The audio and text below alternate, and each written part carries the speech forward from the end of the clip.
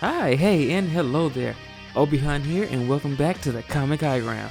Alright, so James Gunn has, finally unveiled his slate for his DCU, or at least the beginnings of it. And there's some good things here. There's some weird things here. But hey, we'll give him a chance, right? Because this is the guy who made the Guardians of the Galaxy a household name. We can't forget that. And really, WB could really use some good news right about now because, I don't know if you've been paying attention, but a show called Velma is not really putting WB in the best of graces with the fans, right? So let's see what James Gunn had to say today. So starting off, he did talk about how his new slate with the DCU was going to make everything more connected. So we're talking animation, movies, and video games. Is like his goal is to have all of those outlets connected. So basically, an actor you will see in the movies will voice the character in the animation, and if that character is in the video game, then they will voice the character in the video game, and vice versa. So we're talking animation, cartoons, they get brought into live action. That's a very interesting take, in my opinion, because you kind of run into a situation where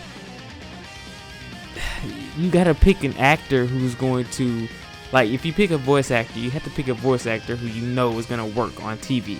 And I'm pretty sure everybody knows that voice acting and acting, they're in the same camp, but when you're acting, you have to look the part, right? You have to look like the character. So now, if you're starting with an animation, you have to look at it from the standpoint of, okay, well, let's see what this person is going to look like. Does this person look like this character? Like, for example, Jensen Ackles is playing Batman right now in the animated movies that they have going on right now. How does this new decision of what James Gunn is doing affect that? Because I'm really liking Jensen Ackles' Batman, but I don't want them to scrap that movie because they're trying to do this whole new thing. Now, don't get me wrong, Jensen Ackles could definitely play Batman in live action for sure. He does look the part. It's just a matter of what Batman they're trying to do. And we'll get to that in a second because I have my own opinions of what they're doing with Batman. But we'll get to that when we get to that. So, first things first, he did mention that the first thing we'll see is Shazam. And he mentioned that Shazam was always kind of its own thing in the DC universe, or the DC cinematic universe anyway. And that's true. They didn't really have any other characters pop in. Superman popped in, but Superman didn't really pop in because it wasn't Henry Cavill. We're not going to get into that right now. But yeah, so we'll go from the Shazam sequel to the Flash movie, which is going to be a pretty much reset of the DCU as we know it. The Flash movie was called Flashpoint. I think they changed it to just The Flash now. And he mentioned how the movie looks like it's a really good movie. He really likes it, and I'm kind of like, all right, James Gunn, that's great. Not really a fan of the Flash actor, but we're not gonna. Again, that's kind of political things that we're gonna try not to get into in this video. Let's just say that I hope that Gunn recast Flash after this movie. We really do. If you're gonna do a universe reset, then that means you need to take care of all the Snyder actors and just kind of replace all of them. I'm sorry, that's what you got to do. All right, that's the only way to just cleanly be able to do your universe without having to worry about Snyderverse people attacking you from here on out. All right, that's just my 2 cents.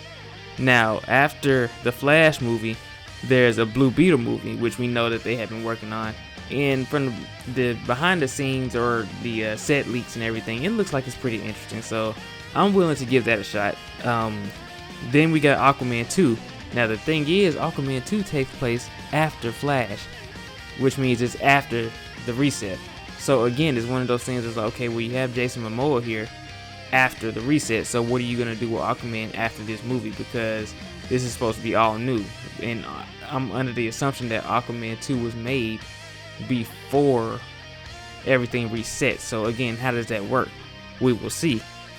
After that, we then get into what Gunn is basically saying is all the new stuff, like everything we didn't know about.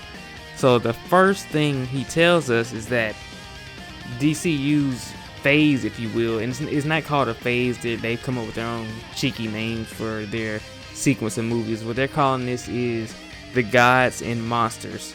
This is the Gods and Monsters arc of the DCU. That is based on a comic. Well, the name comes from a comic storyline, and I don't know how much they're gonna actually take or pull from that comic storyline for this, I guess, chapter or phase of DCU. So we'll see about that. The first project is the Creature Commandos. Very obscure. That's all I can say. Very obscure. I don't know what made James Gunn pick that. And this isn't the only obscure thing on his list, but then again, this is the guy who made Guardians of the Galaxy a household name. So it's kind of like, okay, I don't get it, James Gunn, but look, you made Guardians of the Galaxy big, so we'll see. We will see. The next project he announced is Waller, and I think he did confirm that Viola Davis was coming back as Amanda Waller, and this is a TV show. Viola Davis is a holdover from what the DCEU was. Now, with that said, I was just saying the other day, look, Viola Davis is a really good actor, and it would be a shame if y'all wasted Viola Davis's Waller on what the DCEU was. So we're towing this line of, you had some good talent, but they were in that Snyder era. But now we're trying to do better with the DC or the DC content. So again, it's one of those things where you're gonna have some people still have that fight about it when they say, oh, well, she was with the Snyder stuff, but you did stuff like you didn't hire Henry Cavill, which he made a statement today saying that they didn't fire Henry Cavill, they just didn't hire him. And I guess the same could be said for Ben Affleck and Gal Gadot. Okay, so it's one of those things where you have to pick. Okay, are you gonna keep people or from the Snyderverse, or are you not gonna keep people from the Snyderverse? Again, I think that you should just go ahead and just get new actors, because that saves you a lot of the grief that you'll have to deal with. Because as long as you have actors from the Snyderverse there, you're gonna have people who are gonna bring that up, point blank, period. But anyway, I guess we should be happy that Viola Davis seems to be sticking around for this, because she is a really good Amanda Waller. Now, the next project he announces is Superman Legacy, which he is writing. This is the Superman movie. He said a month or two ago that he was writing the Superman movie. And I think that it was stated that it might be, well, it wasn't stated, but the idea, people are speculating that it might be based on Superman All-Star, I believe, that storyline, if you know anything about that. So I'm looking forward to his Superman movie. A lot of people are worried that it's going to be all comedic and basically like Guardians of the Galaxy, but I think we've seen that James Gunn can do a pretty good job with the content that he's given. We've seen a lot of the comedic stuff, but he hasn't only done comedic stuff. It's just that that's what he's the most known for. But moving forward, we have next another TV show announcement, and it is The Lanterns, aka the Green Lanterns. Now, this one is probably my favorite announcement on the list, because I'm looking at it and it's starring Hal Jordan, and it's starring Jon Stewart as well. But he compared it to True Detective. So basically, it's a mystery, but with Green Lanterns, and it's like that's awesome. I'm all for mystery.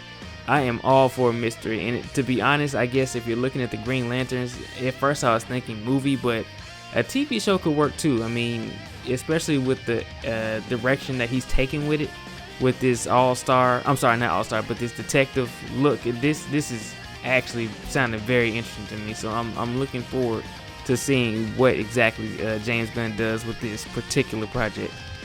Then he announces something called The Authority as a film. I don't. This is one of those weird ones. Okay, I'm not sure what made him decide to make The Authority a film, as opposed to even, like I said, Green Lantern. But I mean, I guess. And then we get to the next TV show, which is Paradise Lost. I'm pretty sure anyone who's a Wonder Woman fan knows what that is. Okay, now, the next thing. This is another film. It's called Brave and the Bold. Obviously, when you hear that, you think of Batman.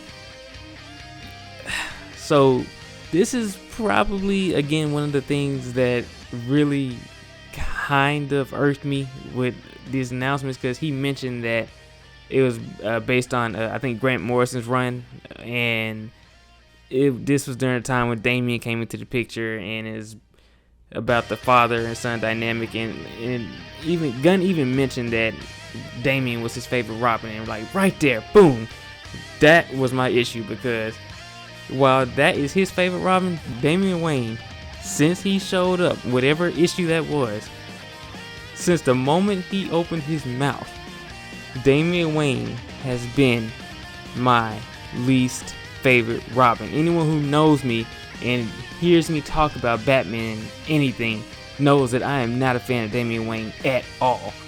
And the fact that we're talking about a Batman movie, and he's saying, James Gunn is saying that this movie is basically going to be the Bat family introduction into the DCU, and I'm kind of sitting here like, you're gonna introduce the Bat family starting with Damian, and okay, I'll go on another rant. Let me slow myself down. If we're starting with the Bat family, I guess technically speaking, that means Nightwing is established, Jason Todd, Batgirl, all of them are established. So I guess there's a way you can make that work.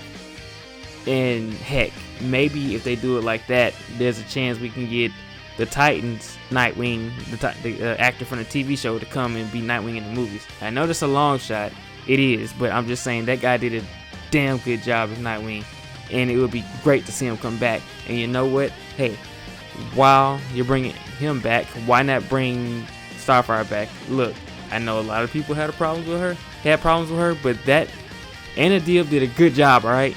Bring her back. And if you don't bring her back, then Marvel, she is free for Storm. That's all I'm saying, alright? Look, that's all I'm saying.